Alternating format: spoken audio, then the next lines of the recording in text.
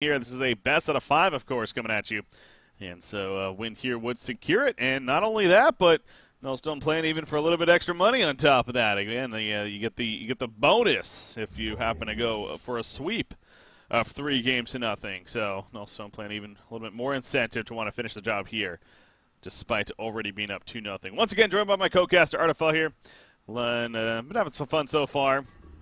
You know, to say the least, a interesting game number 2 right there. But this time around, it seems like things are a little bit more on point as far as what we may expect when it comes to pickups, at least. Midas, Puppet Master, Moira, and Warbeast, by the way, were the bands. So we do finally see the Moira band coming out by DsBn, actually. So you think that's something we could possibly see a little bit more as time moves on here?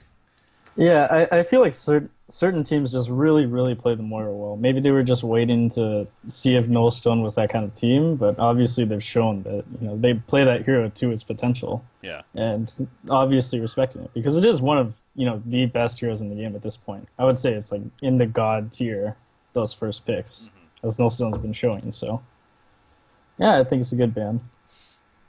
Bans it out here. You got the Magmus first pick in a Swiftblade, Rhapsody and a Glacius, and then Bubbles into Parasite, actually. Parasite, the final pick there for Nullstone. So the only jungler so far. We'll see if DsBn, I don't know if they run Cthulhu Font themselves or not, but you think Cthulhu Font's always a good option to have against Parasite if you're comfortable playing it?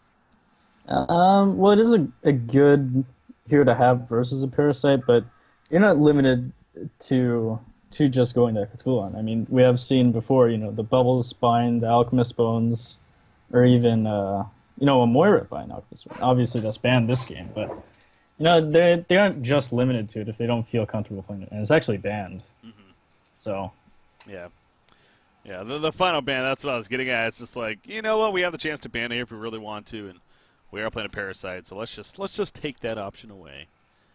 And they do that right there. So again, if you are DsBn here, though, perhaps going for a little bit more of an aggressive push lineup could be a possibility, and especially if you are in the mindset of wanting to maybe try to finish things sooner than later. That tends to be a little bit more the popular option, of course. Ophelia's still on the board. I guess that's what I'm getting at here. Yeah, I mean, they could finish this off. Well, I mean, I guess it's a Tempest now, but they could finish it off with the Soul Reaper even. Yeah. I mean, that's a hero we haven't seen in forever, but I really am an advocate of that hero. I mean, it is insane heal. It just provides so much team fight precedence. It amplifies your push like by 50 times. I mean, I wouldn't be surprised. Yeah. They do like that Soul Stealer, and they were highlighting it, so maybe that's their option.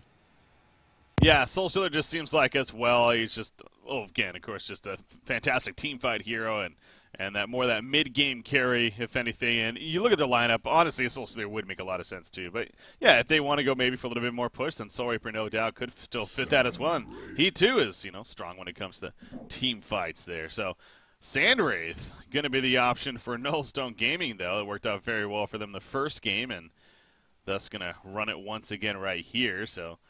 They do have a lot of that jump potential, kind of. I mean, Parasite's obviously good for sneaking up on you, but I guess nothing too crazy here. They do have a Swiftblade first pick, so there we go with the Soul Stealer, though, yeah. Yeah, but, I mean, I do like the Hellborn lineup very well. They have Glacius, obviously not the strongest support hero in the pool, but he does synergize a lot with, pretty much all their heroes. I mean, you generally want, if you pick a Parasite, the other team might pick that Glacius up, but, they secured that. They have a Swiftblade Glacius lane at them if they want it. I mean, they could run a Suicide Sandwraith, a Suicide Swiftblade. They have a lot of versatile picks right now. I mean, so I really like that about the Legion draft. They can play it any way they want. They have the Fade, so. They do go the Fade. It seems like this is becoming a little bit more of a trend lately, honestly. I mean, we have been seeing a bit of Sandwraith. When it comes to that carry option. Again, what better way to synergize with the Sandwraith than another hero that is able to really sneak up on people and, lead the way. And that's why, a hero like that really comes to mind that I wonder if we're going to start seeing now again as well is honestly a Sir Bensington has that capability. I mean, he is a very strong hero in his own right with that global presence. It's just his laning phase got got nerfed so hard. I mean, you really feel it. You can use like maybe 2 or 3 of your third ability, and you're just out of mana. I mean, it's just so difficult to play with that hero now. Yeah. I hope they do something about it, but I don't know. Yeah. Yeah, he was definitely a fun hero to watch for the little bit of time we did see him. But he perhaps was a little too strong, but yeah, one of those cases of then got toned down maybe a little too much, and he just dropped off. But again, if you are going to see her like that, the idea that a very catch-heavy team, and no doubt Samwraith leads the way with that. So we'll see.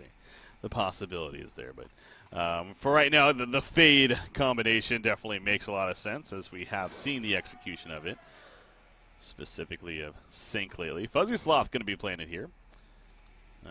Ragroste still, he's had just an overall series, good series for the team. Again, playing in place of Osco, is having some technical issues. And he's stepped in pretty nicely here. For Null. Yeah, and actually, I hope that more teams start picking up on this. I mean, I know we haven't seen it too often or even at all, but if a Fade is, using his reflection, I mean, you technically don't even need that Sandra. You can just buy Veiled Rots and sit behind him while he's scouting with that Invis. You obviously won't have your Veiled Rot revealed like by surprise because you see them all, but that's a really good, like, sort of a smoke gang kind of thing, but you have the amplified vision in front of you. Huh. So I hope maybe more teams start doing that. Yeah, that's, again, another one of those things, now that we are seeing this a little bit more, that teams could possibly pick up on that too, so... Teltook, he's going to find a friend with Glacius here. You see Parasite again. Parasite though has the Infest, so not necessarily the scariest level 1 hero, but he's going to box him out enough to have to fall back. He was trying to get a Ward of Sight down to perhaps block the hard camp over here, but not going to let that happen. And Parasite will look to pick it up as soon as it does spawn here at 30 seconds. That's going to prove to be a good start for him, of course. How important do you think it is to get that block down on one of the hard camps, like against a Parasite? I feel like if you're going to do it, you should really commit to it. Like you should bring it, or you should bring maybe your entire team, and even ward one of your own hard camps. That way, Parasite can't switch jungles and mess with you. I mean, you don't need to block both of Parasite's hard camps. You just need to block 2 in the game, and it's really a big deal to play against if you're a Parasite. You really notice it's like 100, maybe even 200 GPM sometimes you drop trying to get a gank. So. Huh. You see, actually interesting here, Null's still using a ground courier for the time being. In fact, both teams still have a ground courier at this time. Not often you see at this point of the game now even already, or ground courier still being the case, but both teams. Yes. I feel like it's just more of a newer thing. I mean, supports obviously like winning the laning phase, and because they are a short lane, they have the option to buy the rev board. And, it just gives them stronger laning presence, having those 2 extra mana totems instead of a flying courier that sometimes people don't even use until the 2-minute mark. So yeah, it's that good. bottle, of course, starts it off early, so that's a good point. Yeah, you see the Hellborn courier being used a couple times now. Parasite got some rage, and now he actually has a rev board coming, so he knows that one of his camps is blocked. In this case, it's the left hard camp near the landing course, so it's going to take care of that, or possibly, once he heads over there. But for now, I'll just be pretty content, though, on continuing to farm where he's at over here. Another Skeleton King, and work with that. Bubble's trying to roam a little bit. 2-minute rune. It was, I'm not sure what it was. Looks like bottom end is. Yeah, Pandy's coming over. Now, he was spotted, though, right? Yep, the Ward of Sight. So, not so much of a secret here. And Fade is going to pretty much hug the tower as a result. Yeah, I mean, even a good thing about this is that, I mean, Fade only really needs the levels. I mean, farm is really good to have on him, obviously, but, I mean, this isn't really a big deal to be shutting down a Fade this early on. He's going to get that level 6, and he's going to move around the map, so I just feel like maybe they're moving to the wrong lane right now, or not sure. I mean, it's good that they're trying to make something happen, but yeah, it won't have the biggest impact. Yeah, it's definitely one of those tough spots, I agree with you, but if you're Bubbles, it's like, what options do you got? I mean, really, could try to go all the way to the bottom lane to maybe set up a kill, but, being at the top lane, he's not doing a whole lot anyways. He's clearly being boxed out, having a very difficult time. Speaking of the bottom lane, Swiftplay's going to be fine, but honestly, I kind of feel like that's what Bubbles is, and I get why he's a very popular pick. He's just overall just a solid hero that has several capabilities for the team, and it's just good like in any lineup, really, but he's not the. I feel like he loses a lot of matchups, honestly. Yeah, I mean, it was more popular, obviously, in the old, or I think Contour Season 2 even. It was way more popular because you saw a lot of those 1v1 short lane heroes like the Wretched Hags and Soul Stealers and Moon Queens, but nowadays you're seeing a lot of these defensive duel lanes, and Bubbles really just doesn't fit against that. Yeah. And So. right here, he's taking some hefty pressure once again before having to pop that health potion off to the side. So, yeah, again, another case here. He's just not really having the best of starts, so Teltuk's trying to find opportunities. Can't necessarily get it, though. Hey, made a good point about Fade, though. Really, he's just concerned about getting those levels, not necessarily the farm. He's definitely one of those heroes where gets level 6, and I think he's also a prime example as think at the competitive, the high tier level where like invis wards in general may be less impactful than like TMM games just because of they're probably going to have dust or rev wards or be on top of that a little bit more, but they still have great potential at the same time. And it still is, just because you're going to have to get stealth, so you may be preparing, it doesn't necessarily going to guarantee that you're just going to shut them down. Yeah, and I mean, even just like, you have to think into the players' like fatigue setting. Like as we've been talking about throughout this series, I mean, they are probably very tired. Maybe they won't even think about buying the rev wards sometimes. Yeah, that's true. You see right now, nothing on them just yet. I mean, it's still early on, of course, but no kind of vision detection on them for the time being. Glacius heading mid. See about possibly getting Guifix here, playing the Magnus. But unless he overcommits, probably not going to be the case. He's going to be fine. Taking a closer look at Creep Farm. Let's take a look at that with the couple of the lanes here. Soul Stealers having a great time. Where's Samwraith going? Bottom lane, it looks like. Yep, looking to kill this Rhapsody. So really just got level 6 and pretty much right away using it to kill the support in this case and get the Bloodlust kill. That's even obviously that much more impactful. The fact no Bloodlust happened yet, so. The strength of Samwraith once again. And it came to the Swiftblade, the guy who's been suffering this game, and he's going to need to recover. Like Quincy's stat pointed out earlier, when he's under 300 GPM, he has very, very low win rate. So yeah, having that recover for the lane is very good for them. That's it. It doesn't stop to amaze me too that Samwraith, for a hero that was highly regarded as just one of the most boring heroes to watch and just play even in the game for the longest time, has now become considered a very active hero because of how he's played nowadays. And again, we were kind of talking about that the other day. Well, why do you think that changed in this hero? Well, I think it was more of a meta change. I mean, some people just like, they think differently with the meta. They try out new ideas, just like BMG did with the whole jungle pulling thing. So it's really just up to like one person or one team to figure out the right strategy. And I'm not sure who did it first, but yeah, somebody figured it out. Oh, there's a little back and forth in the middle right there. Ultimately, Glacius for Tempest, though, is how the end result will be. That was a good getaway by Nullstone Gaming initially, and now Fade's going to try to survive as she should be able to, having the regen rune right there anyway. So, yeah, that's the one for one, though. Like I said, definitely in favor of Nullstone Gaming, as Tempest just got there a little bit late, I think it was. Magma's going to stun and he stops the regen at least. I think that was the ultimate goal right there. Yeah, no kill necessarily, anything like that coming out. But a very interesting pickup here. Pewee. Again, you can just never be too certain what direction these guys are going to go. And another one of those cases here. And Alchemist Bones on Soul Stealer. I mean, they're going against a Parasite, but really? Yeah, I don't think he was the hero to pick it up. I think if anybody should have picked it up, it should have been the Bubbles. Like, an Alchemist Bones on a Soul Stealer, it's not really the best item in general, but especially versus a Fade, a Sandwraith, a Parasite, all these really aggressive heroes. I mean, he's not going to have like that survivability. He's going to have 1900 gold wasted. He doesn't even have finished boots. So he's very, very squishy, and I hope Nullstone punishes him for this. Yeah, the second they realize he has an Alchemist Bones, it's definitely starting to trying to get a little bit extra aggressive on him, no doubt. I mean, already a hero that's highly considered one that obviously doesn't have the most escape, so that's going to be fun to see how Nullstone does react to it. I mean, so far, they're heading towards the middle lane, actually. You got Faye going to be able to bottle up an Invis rune, so Magnus and Rhapsody, for that matter, especially running into a trap right here. Spin coming out. That should at least be dead Rhapsody. Freeze on a Magnus. Remember, he can't actually stun out of that. There's the Burning Shadows.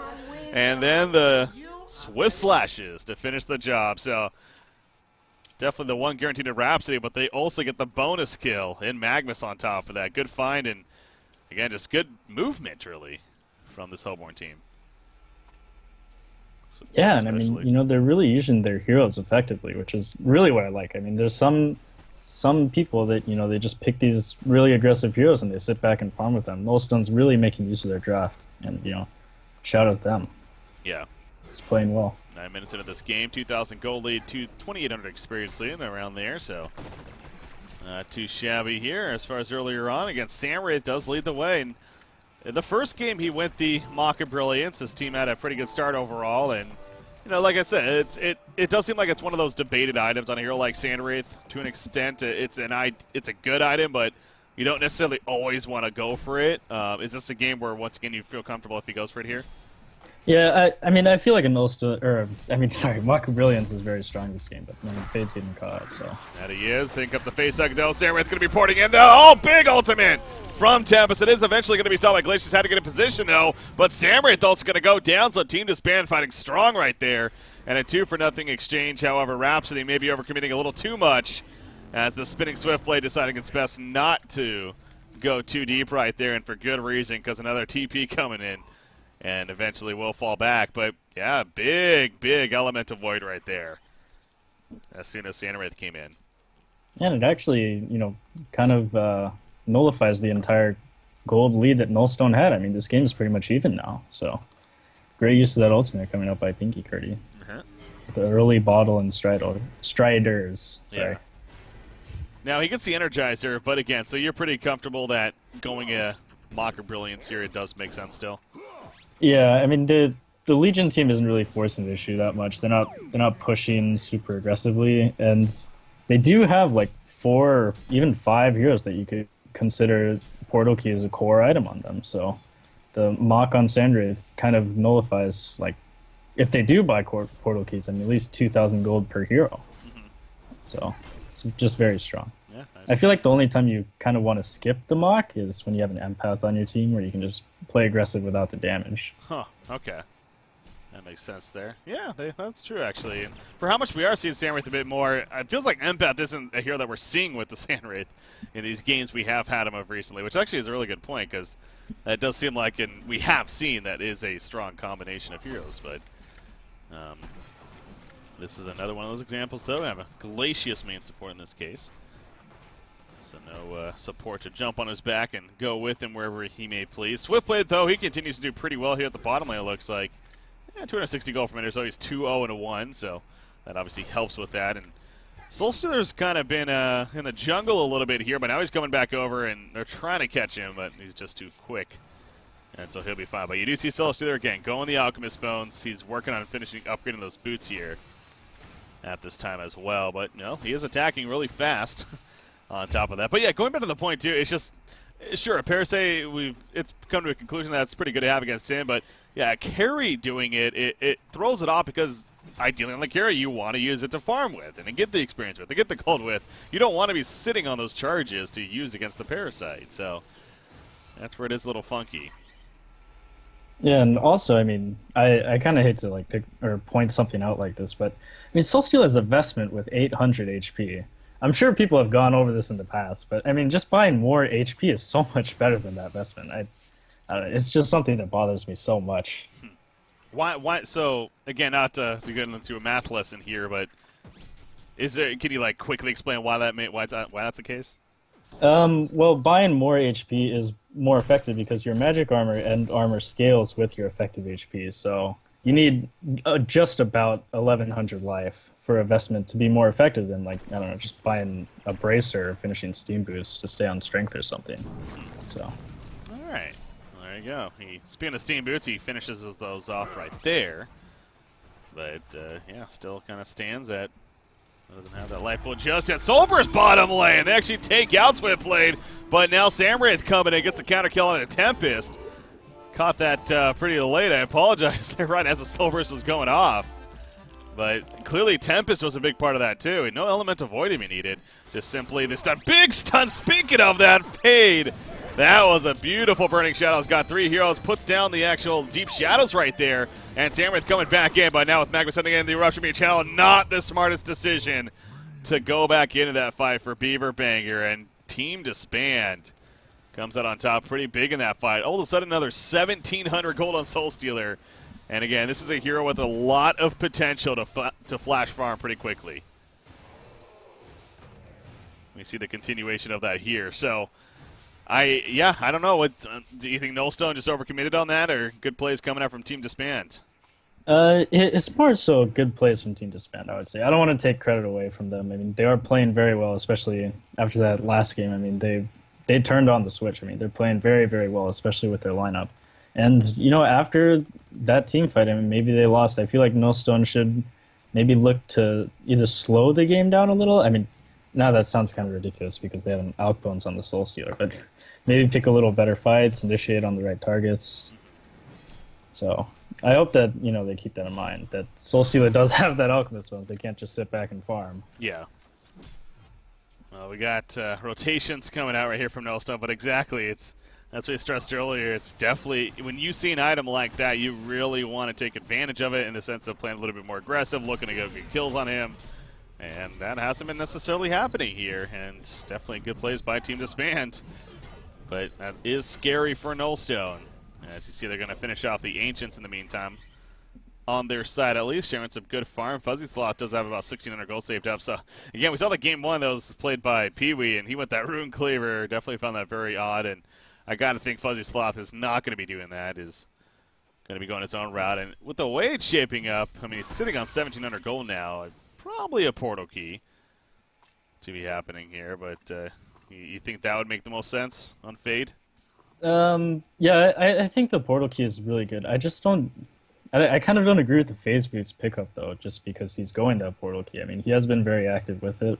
But, you know, typically you want the Steam Boots for that extra mana and even, you know, ability to tread swap with the portal key, so... Yeah. But it will pay off for him. They will have the jump. And, yeah, as we said. Yeah, you saw the kill right there on the Swift play, but actually Bubbles, will he also be killed? Look at Fade guessing where he was going to teleport to with the Shell Seraph, and he was perfect. Literally right on top of him as soon as he put it away. So, yeah, good heads-up play by him and really as the team. And they get the counter kill. But, yeah, we saw Swift play getting taken out, though. Tempest ultimate used, but gets the kill. Tower kill, basically, at the same time for both teams on top of that. So, I mean, really just a very even exchange right there, right? Both teams lots of suicide and the tower on top of that. So, another portal key. You got Magnus just got one, now Tempest. This is something that, honestly, I feel like is becoming a little bit more popular once again. Just the quick portal key on Tempest. Yeah, I mean, you know, people have noticed that Astrolabe into, you know, whatever you buy from there on Tempest really hasn't been working out for them. I mean, you saw that hero drop off a lot because people were trying that build and it wasn't working out. But, I mean, they're starting to realize, you know, you used to buy the Astrolabe because you get it so early, you can push. But now, since his farming potential has dropped, this, you know, portal key into Shrunken Head really pays off in the end. Yeah. So I'm glad that teams are changing the style of Tempest a little more. For a hero that's obviously has plenty of history in the Han scene. Fade, he's going to be spotted by a Rev Ward as soon as he was coming in, and also the Ward aside for that matter. He used the ulti just as he's coming out. They know that's exactly. Dust comes out, but a very quick reaction by Fuzzy Sloth as he got his own portal key, sure enough. So he gets away just before. And it's going to be fine. Abyssal Skull finish on Swiftblade, but middle tower goes down, and now Soul Stealer has another 3,100 gold saved up. So, yeah, I mean, being Pee-wee especially, I don't know what to expect. I have no clue. He's going to use a Soul Burst right here to clean up the Ancients. I mean, I like that. It's not the longest cooldown. It's 110 seconds, I guess, but it's not necessarily looking to get involved in a huge fight here in the near future, so. Yeah, and I mean, this game has slowed down a little bit, at least. I mean, they aren't picking these massive team fights, and, you know, I think that really favors the Legion team. They have this Alchemist Bones, and, you know, they're making good use of it, and they're even using cooldowns like that Soul Burst to get ahead, just like people used to use that Forsaken Archer ult to farm the Ancients and creep waves. Slicks did. Yeah. And, you know, it's really paying off for them. I mean, you know, they're going these more greedy item pickups like the Tempest Portal Key, maybe into a Shrunken Head. And, I just feel like they have a better standing in this game. Yeah. So. Yeah, it really is interesting how this series has kind of developed now into the third game. It went from, as actually Magnus is probably going to end up dying. I mean, they know where he is with the Steam Bath. Yeah, I was going to say it's just a matter of getting some AoE damage, and sure enough they do. So good find there. Another port in, obviously, with the Mirage from Samurai. By the way, now is a Firebrand, and working off of that.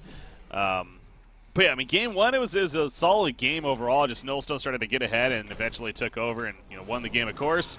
Rhapsody, meanwhile, double damage fade. Not enough for the kill, actually. Tempest comes in, and they're going to get a turn kill, even using the Elemental Void.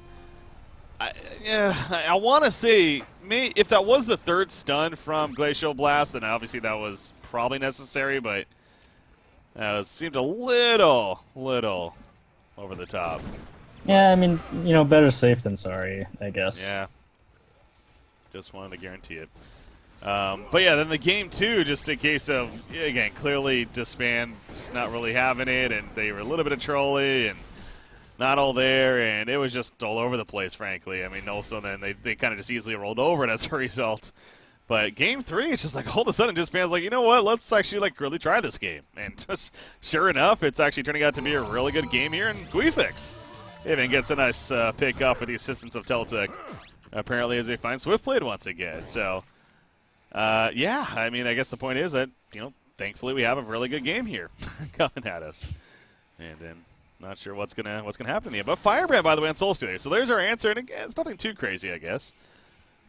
Yeah, I mean, he did pick up that mobility item. I mean, it's not the same role as a portal key, but you do need those mobility items on carries, and Firebrand is just the choice he decided to go this game. So hopefully, I'm not sure if he's going to build into a Dawnbringer. I'd hope not, but most likely see the Geos. Nice catch once again on a Fate Samrith. He's going to ulti. Will he actually port in? I don't think he will. It's more to try to maybe throw them out. He did port in, actually. That was a very ballsy port. As, yeah, basically by himself. I guess the team eventually comes in here, but in the end, nothing's going to really come of it. So a lot of wasted resources right there by the Hellborn team, and they still got the kill onto Fate. And that was all because they saw him initially coming over for this ward of sight placed by Panny earlier here at the bottom lane, and they ended up dusting him as he was nearby. And despite even a quick portal key, it still wasn't enough. So they're doing a great job, really, of catching Fuzzy Sloth here, who has 4 deaths now in this game. And I think that's kind of been the key so far for Team DsBn. They're able to catch Fate here. Shutting Fuzzy Sloth down is one strategy that teams should look into more. He is, pretty much the playmaker for Nullstone Gaming. I mean, usually when he does poorly, they don't have the same results. It's sort of like a Mika factor. So, Team DsBn sort of picking up on that. Able to catch him once again. Oh, just went away at the last second, but still, oh my god, not enough damage. Swiftblade, 1 auto attack for Way, but Magnus did not want to stick in there to try to chase him down. Instead, figured, you know what, he's going to live. I'll let it be and go to farm elsewhere. But good attempt by Guifix right there. Attempting to get the solo kill. Obviously not the easiest thing to do. What did Soulstealer buy, by the way? Shrunken Head. Okay, so he does go the Shrunken. Okay. Nothing too crazy there. And, that's a good item here, right? Yeah, just a very, very strong item in Soulstealer. Just wants to make sure he doesn't get stunned by that fade or spin to death. And it's especially strong against that Glacius. I mean, he doesn't have the Geometer's Bane just yet, and that W from Glacius is very good at locking down carries. It stops him from auto attacking for 3 or 4 seconds? 3 seconds. So, very good item. Helps him stay in the team fights. Yeah, double damage right now too, and finishing off the Ancients right here. So, I mean, the GPM continues to get bigger and better for Soulstealer. 575 gold per minute now. So, the Alchemist Bones, as different as it is for a hero like Soulstealer especially, it no doubt has been paying off pretty big time. He's been sitting on 2 charges for a little bit now, I want to say, too, though. And again, that goes back to the idea, is he doing it because he's maybe waiting for a Parasite, or is he just not really found the creeps? He's not going to use it right here. I think Vulture is one of the better choices, right? So. Yeah. Oh, no, there we go. He does okay. He does, and he has a Minotaur here, which will use it on that as well. Okay, so yeah, he's not necessarily sitting on for Parasite, more so just waiting for the right target to use it on. So as he eventually finds it. The 2,900 gold on Sandwraith. Again, he went the Firebrand. I doubt we're going to see a Mocker Brilliance follow-up on top of that now. Yeah, it'd be far too late to go the Mocker Brilliance. I feel like he's either going to buy the Geometers or maybe even just a straight Shrunken Head versus a Legion team. Since it is getting to that point in the game where you're going to need a Shrunken on your carry, on your core heroes. You know, those Legion heroes are going to be looking to hit, I guess, a little bit of a time. I wouldn't assume that they want to play a longer game, so they'll probably look to fight when Tempest has his Shrunken Head. Wants to be ready for it. Yeah, especially when Soul Stealer is definitely your main focus as a carry. I think it's safe to say you're looking to be or have a fairly quicker game. By the mid-game victory is definitely where you're shooting for, because we talk about that from time to time. Soul Stealer is not necessarily the strongest late-game carry in the end. At the same time, you know, we did see a game recently where, again, I'm blanking on who it was, but we saw Soul Stealer in it, and one of the biggest problems of that game, they ended up losing it, but he kept on trying to cast Soul Burst in fights. He refused to go for auto attacks, even with decent farm, and he got locked down to the point where he wasn't able to cast a Soul Burst, and he never really got any auto attacks off because he was so focused on doing that. So the point is, yeah, if you're a Soul Stealer here, you have pretty good right-click. The 40 souls on top of your items. Faye going to get caught, by the way. And so we'll see if they capitalize off of this now. As, again, Fade has just had a lot of trouble getting anything going. But, yeah, so keep an eye on Pee-wee in these fights. See if he's able to get those auto attacks off rather than just simply trying to go for the all-in Soul Burst. Right here. By the way, sort of the high, though, on Sandwraith. So he is going that mock. All right. I agreed with you, so I find this very odd. Yeah, I mean, it is still a good item. It's just he's not going to be able to use it. I mean, normally you use that mock to get pickoffs and maybe farm a little bit more and get your next item. But I feel like Legion team, you know, as you see that they're just pushing into the high ground. Yeah, they're going to start falling back for the time being, but again, Congor is clearly up. And more items being delivered on. Just a Mighty Blade there to Magnus, but it's kind of because he actually picked up a Blessed Orb, so I'm guessing that's kind of a change of mind, or for the time being, going to be a Shrunken, because going at Frostos Skull here would just seem weird, but on a Magnus. So yeah, and you know, actually, I don't think we talked about this, but really an excellent idea from Baba Ganoush. I mean, he sees that this game's slowed down, and he's blocked the Legion Ancients. I mean, I'm pretty sure Soul Stealer went to stack it and it didn't stack. These haven't spawned for like 4 minutes. Panty should know it's warded. But, you know, just really good. I mean, it slows the resource control down of this Legion team. They're not getting as far ahead as they would, so yeah, it's good play from Baba Ganoush. Yeah, definitely a good spot there as far as that's concerned. You're right. No, that's been there. Obviously, it's only 74 seconds and counting now remaining, so it's obviously been there for quite a bit of time, and they're going to even go over once again and realize that, yeah, no Ancients are spawning, so it's one of those cases now that by the time they do maybe try to do something about it, obviously it would be like too late anyways, and you might as well just hold on to that Rev Ward. But and that's such a cool ward too. I mean, what is that, the Tempest ward? Oh yeah, it's one of these newer ones. I don't know which one. It's hard to tell some of them. I'm not. I think so, but yeah, I'm not sure actually. It just looks so cool. I mean, that giant ball of destruction. Yeah, that's pretty good. Yeah, I'm so glad that they ended up doing that with the wards. It's one of those cool things that just a nice little addition. A flair to the game. Soul Stealer 4,100 gold. Mock finished on Sandwraith. But it goes back to what is... Yeah, Geometer's Bane does seem like it's almost a funky item because Sandwraith will just... The mocks will probably burn through those pretty quickly, and I don't know, though. It's just still... There's not a whole lot of crazy AoE damage on the Hellborn team at the same time. So, yeah, Geo's Bane makes sense to you then? You know, I kind of agree with you, actually. I mean, the mock kind of kills the illusions fairly fast, and I mean, maybe he won't go, but maybe he'll just, you know, keep the Firebrand eventually. I don't know, maybe make it into Dawnbringer, or maybe just go for a different item. Like, he's good. I guess he's going for the Wingbow next, so. Yeah, okay. Then we go Wingbow. Yeah, no threat of a Savage Mace at all here coming up, and, you know, it's one of those cases maybe if Sandwraith sees that now, but possibly could go for one next, but still, even if he does, it's ways off here. Honestly, he would be really squishy, so... Yeah, he would probably just die to a Soul Burst alone. So I kind of feel like it's just a really strong item because they have no way to deal with it. I mean, Sandwraith, if he goes for that Savage, I mean, the game's should be very hard for them. He's probably not even going to be able to auto-attack the Soul Stealer. It'll just die. Yeah. So, really like that choice from Pee-wee. Yeah, go fit. He's a player that definitely does some interesting stuff, but makes a lot of sense here in the end. With the pause coming out, but definitely it's Null Stone finding themselves in for the first time this series in a spot where they don't have any kind of comfortable lead at this point. So, but again, a team that's notoriously known for playing into the late game, and that's their territory. 1 to 2 minutes and a quick ready. All right. Shrunken Head finished in full. I knew he was working on it, but wow, Pinky Curdy actually has a full Shrunken Head. So what do we got? Really just the Parasite, right? Yeah. No, Swift Slashes would stop it too, right? Yeah. Able to get it, the jump there, so technically too. Parasite's the one though you're really going to be banking on. Yeah, and I mean, I know you were kind of trolling about it earlier, but apparently Guifix is buying the Frostwolf. So, I mean, he has the Ice Brand finished and the Blessed Orb. They're doing so well with these choices, and now that. Like, what? Oh, why does this team hurt my brain so much? I mean, they do buy interesting items a lot, and Guifix is one of those players who buys the Elder Parasite a lot. Maybe this is a new Magnus build. No, it's not. Let's not try to give him honestly, because what? I just don't. I do.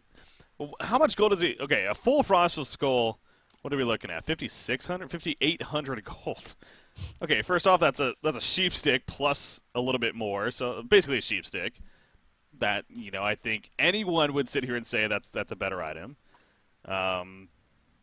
They don't have a demonic. They don't have an abyssal skull. There's things like that. Those utility items. I personally would much rather see a full demonic breastplate than a Frostwolf Skull on Magnus, but maybe that's just me. I have no idea, to be honest. I mean, I was just trying to think of some way he could possibly think it's a good idea, but yeah, no.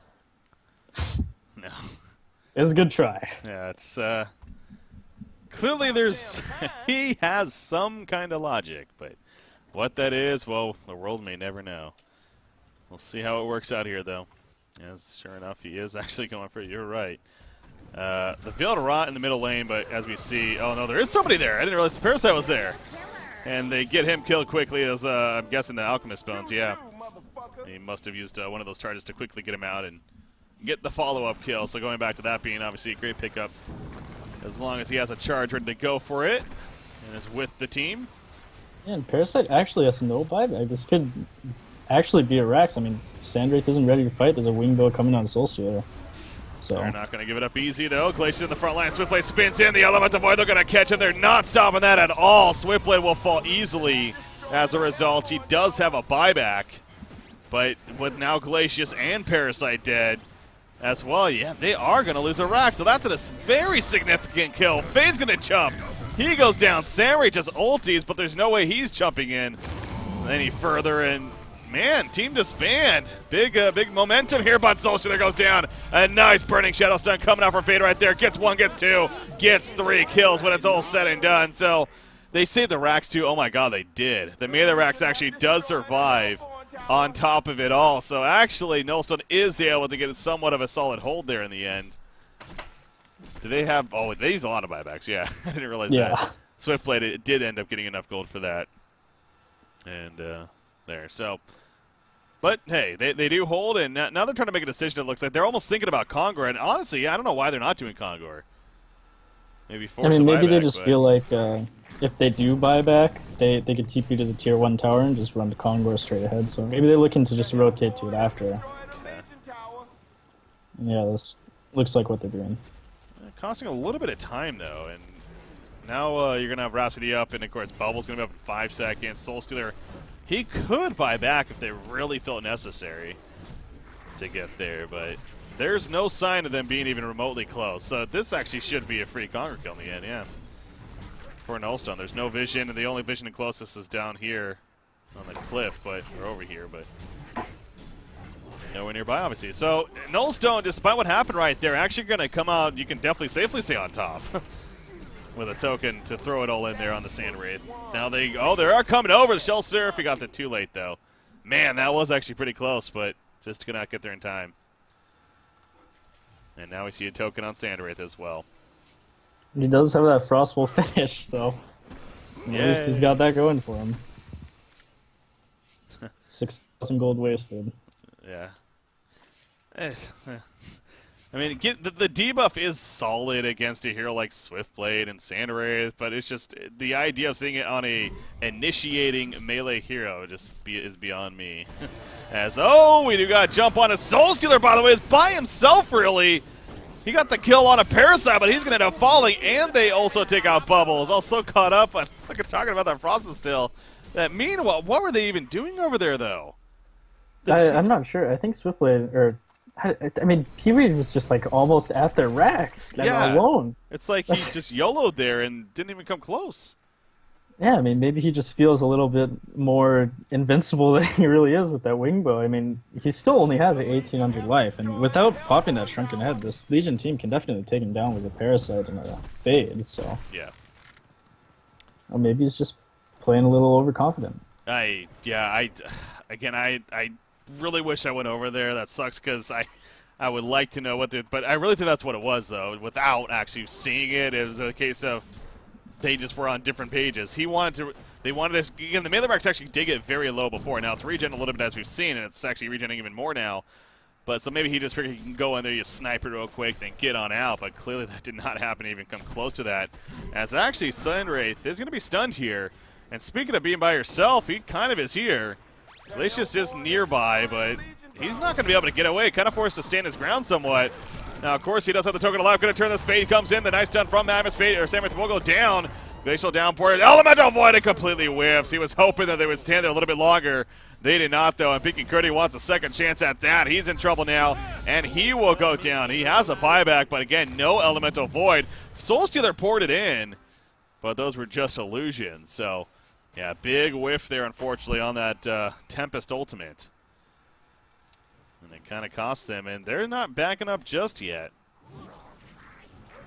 Man, talk about a big momentum shift here in favor of that Millstone. one fight at the Legion. I feel like maybe they just dove a little too far. They weren't expecting the buybacks, but really that's just all that happened. Oh, man, and an eruption right there that basically does nothing. Fade comes back in. Another nice Burning Shadow stun gets the one kill on a Rhapsody quickly. Bound Eye picked up on top of that. That's big, too, for a couple of reasons. Not only just the Bound Eye in general is going to have, but it will prevent them from seeing Fade, especially when she tries to initiate, ideally. So, yeah, very good kill right there. And now they're taking out resources. And look at Sand Wraith, too. 5,300 gold. By the way, Brutalizer picked up on Swiftblade. He had that going in these couple of fights here as well. Now, that makes sense, right? Yeah, that is a fantastic item. I mean, Soul Stealer has no way to get away. I mean, even though he doesn't have the true strike on Swiftblade, he does have plenty of opportunity to get at least 1 or 2 hits off him. You know, normally that's enough for a bash. Yeah. And keeping Soul Stealer in place, maybe even canceling a Soul Burst, that's just a huge pickup for the Hellborn team. And, you know, I'm glad he picked it up. Now, Sand Wraith actually picks up a Shrunken Head himself. Yeah, it's again one of those cases. How do you feel, though, about... It would have been actually, I think, pretty cool to see a wing bow on him. But, again, I do get why he wants a Shrunken, though, at the same time. Yeah, I mean, a wing bow wouldn't be the worst option, just maybe not at that time. I mean, he has been living these last few fights. He did have the token, so maybe he just doesn't feel as confident anymore. He wants to be able to withstand the magic damage, especially since the entire Legion team pretty much is magic damage, besides Soul Stealer's auto attacks. Yeah. So...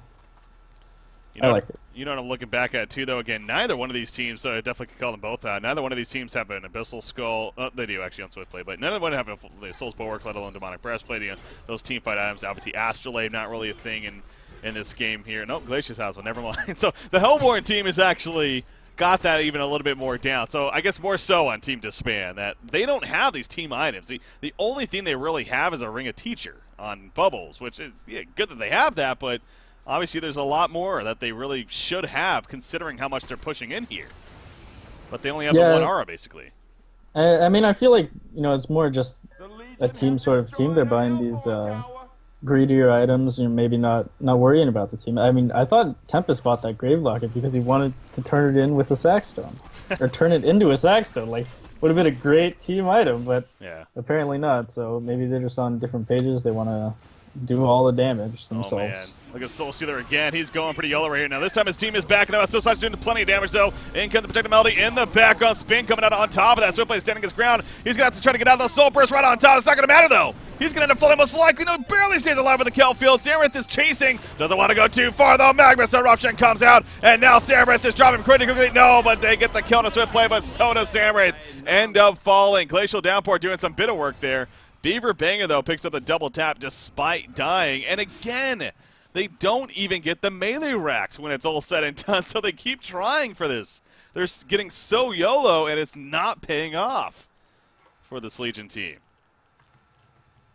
Why are they going so YOLO? I feel like they're just playing overconfident. Maybe they just want to try and end the game as fast as they can. They want to get into another game, but I mean, clearly it isn't paying off for them. Their core items, sure, they're very strong, but they still die. I mean, Soul Stealer still dies very quickly, as we've been seeing. Yeah. He has that wing bow, but I mean, he still has the Alchemist Bones. I feel like the Alchemist Bones is very strong in these passive games, but until you get rid of it, you get his full use out of it. It just is not the strongest item in your inventory, as we've been seeing.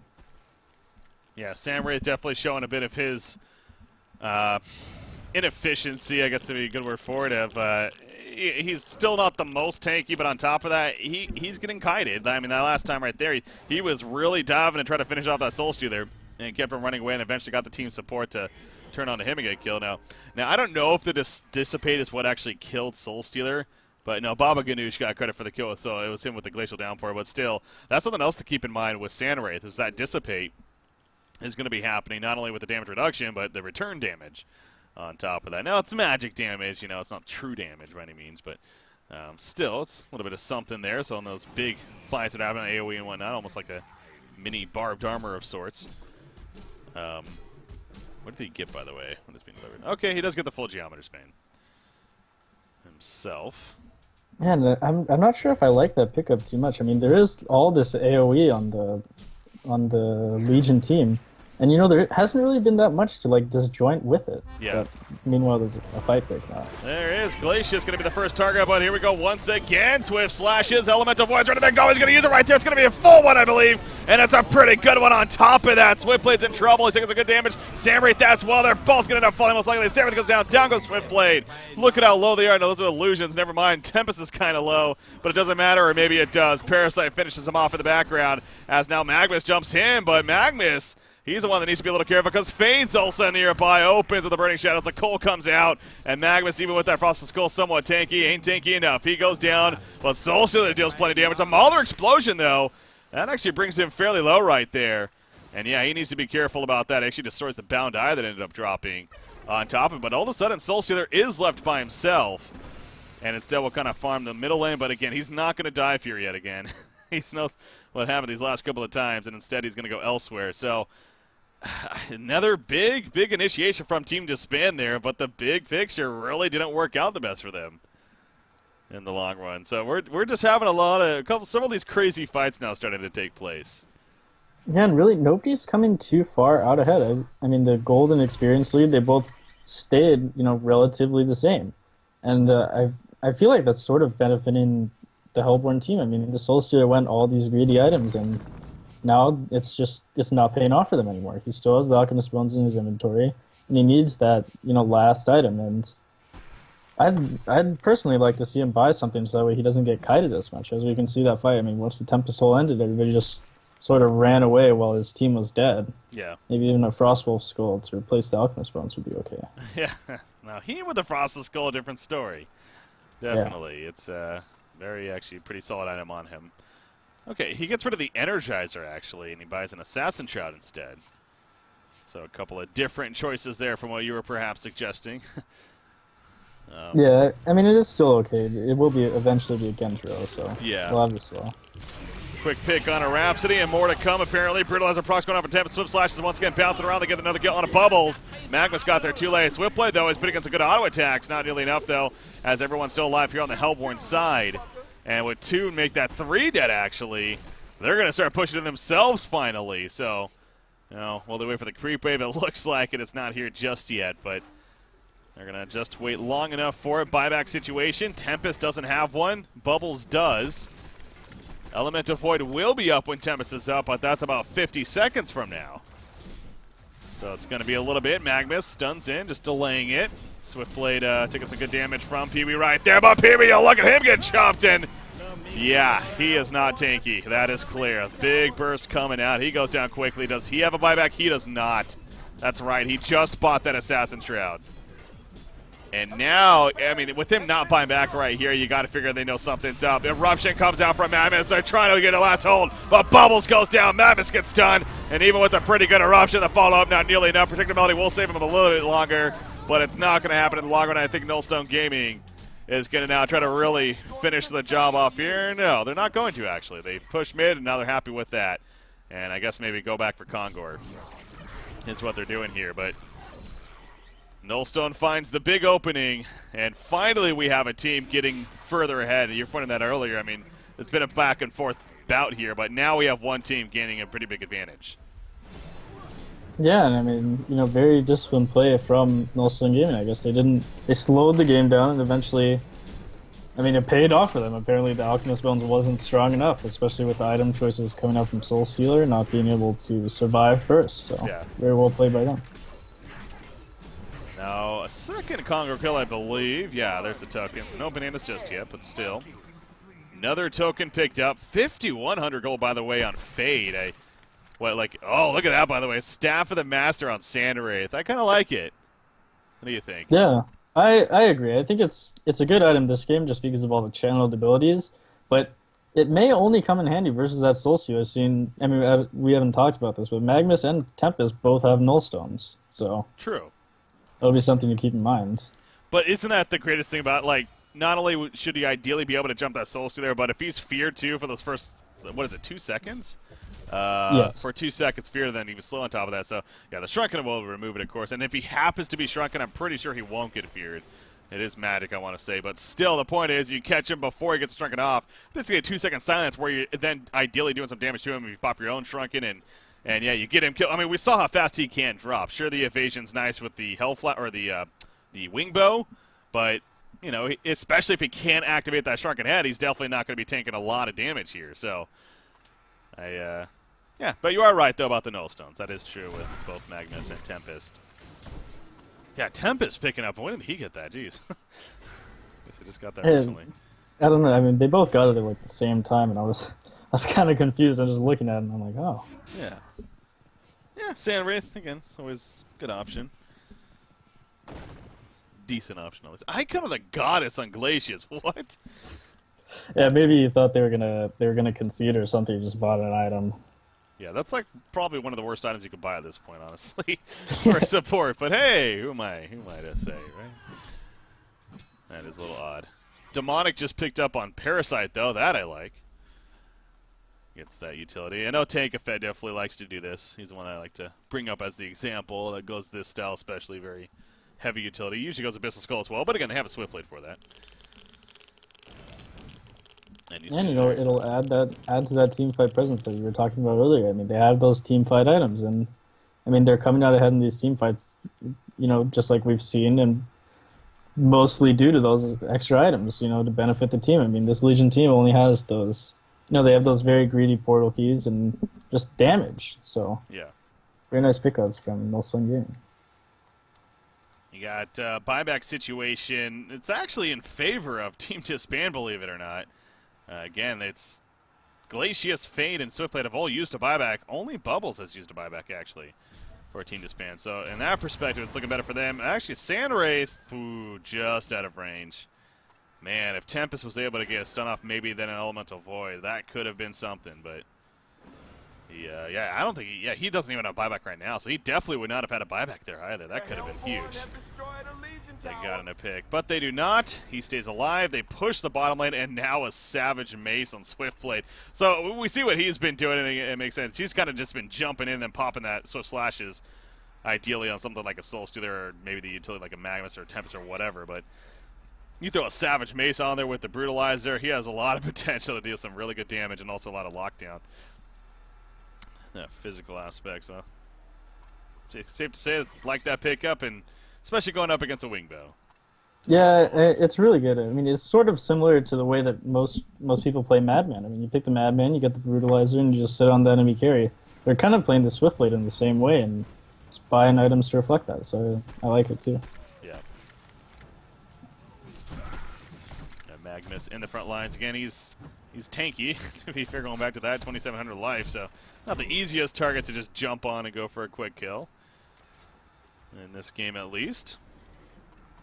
Sheepstick was picked up by Fade. That's what I was figuring with all that gold he saved up. We're going to be seeing here.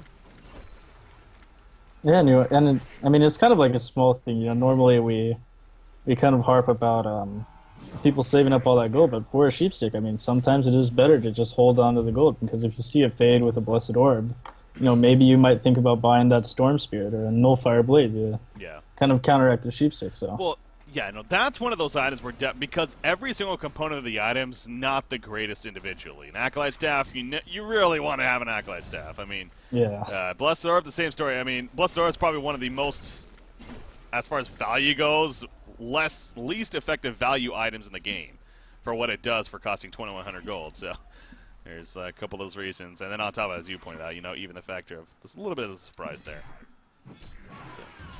Throw them off guard, but...